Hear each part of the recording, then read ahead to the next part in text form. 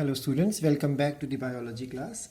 So in the last class we continued the chapter 13, that is organisms and population, and we discussed about the third type of the environmental factor or the abiotic factor.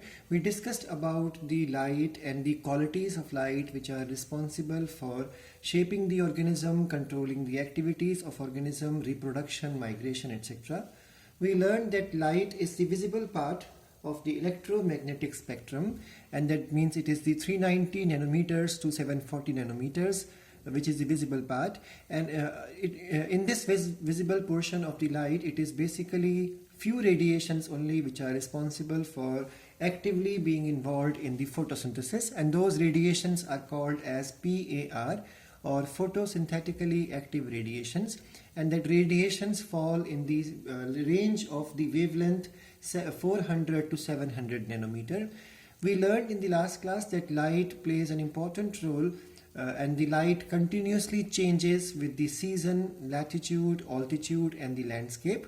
We learned that with the change in the season, latitude, altitude and landscape, the light intensity, light duration and quality changes. We understood in the last class that the light plays an important role even in the life of the plants, because photosynthesis, growth, transpiration, seed germination, and when we talk about seed germination, we are talking about those seeds which germinate in the presence of light, which are called as photoblastic seeds. And then we have the photomorphogenesis, pigmentation, phototropism for flowering, and even the nastic movements which you have learned in the 11th class, along with the phototropism, the movement which you learned in the 11th class. So all these activities are controlled by the presence. When we say presence, we mean to say quality, quantity and duration of light.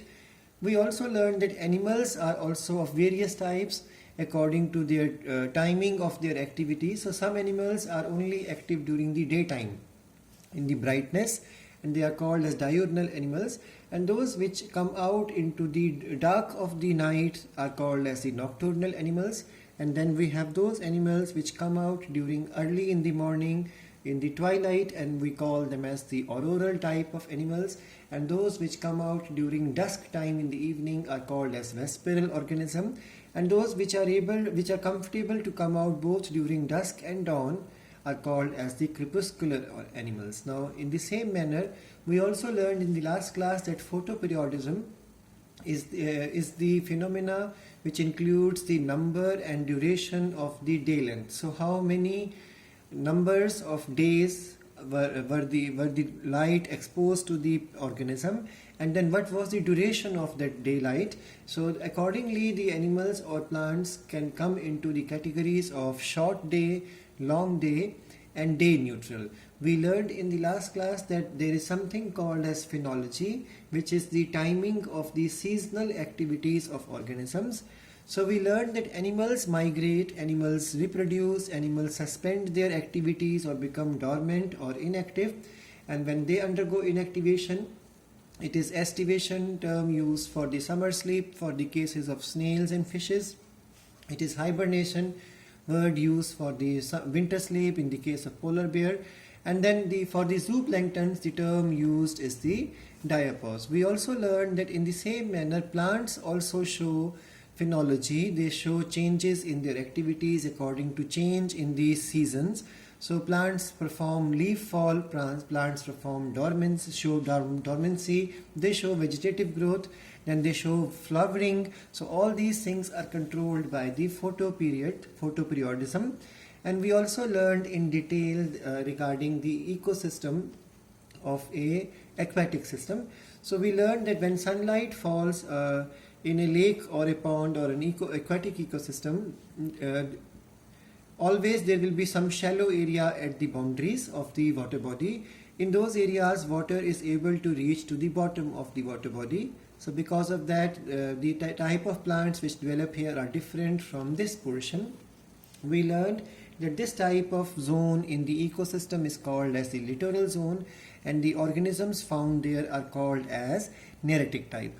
And then after a certain depth, we all know that the water will become murkier and deeper, and then the sunlight won't be able to reach to the bottom. So the point at the last where it reaches and beyond which it does not go, that point is called as the compensation depth. We learned in the class that beyond this compensation depth, the ecosystem zone is called as the limnatic zone. And in the limnatic zone, the type of organisms found are called as pelagic, which are either active swimmers called as the nectons or free floaters called as the neustons.